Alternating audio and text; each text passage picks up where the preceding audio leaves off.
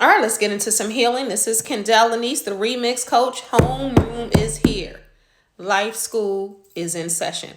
Let's talk about healing. Y'all know that's my jam as a healing coach. All right, so today's class is going to be about taking it back, taking it all the way back to when you were a child, right?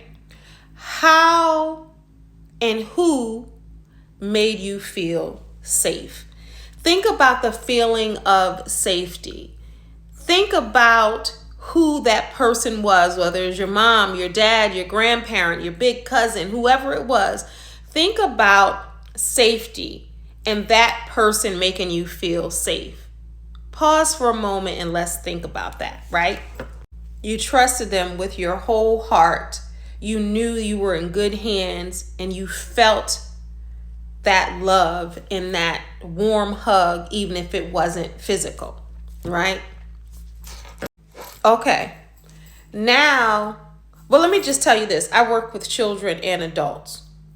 And it's so interesting that when I work with children and I suggest people work with children, it allows you to revisit your younger self. It allows you to say, look at the innocence, look at the sweetness, look at the vulnerability, look at the feelings of love that they just exude. We all were like that as children until we weren't, right? Some still the same as they were with children, but then some children experience trauma and or distrust from people.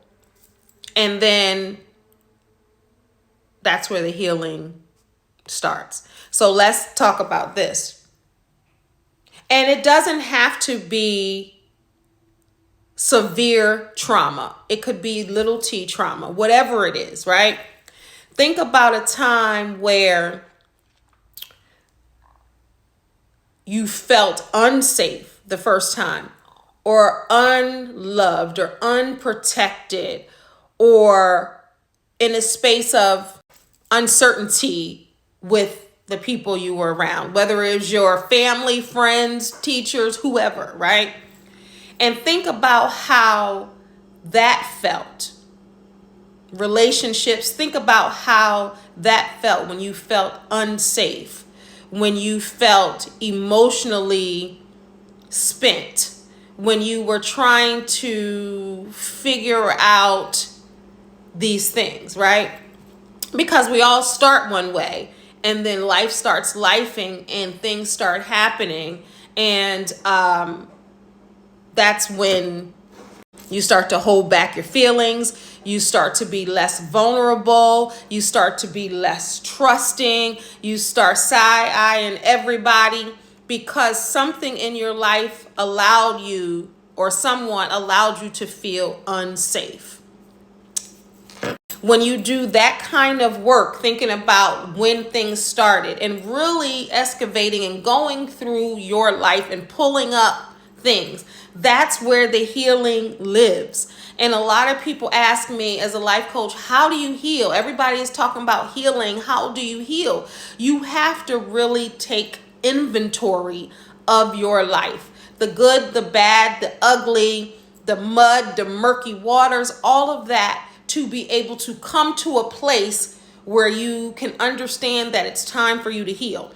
Now, healing is not a destination. It's not like, woo, I arrived, let's have a party. That might be in one area, but then another area, it's an ongoing thing. It doesn't matter the age or phase or career choice you pick or the person you choose or the chooses you.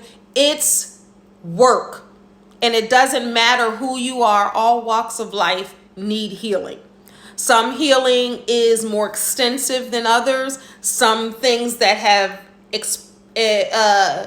been experienced in someone's life is deeper. And it's not about comparing trauma, comparing lives, comparing experiences, because everybody's healing journey is different.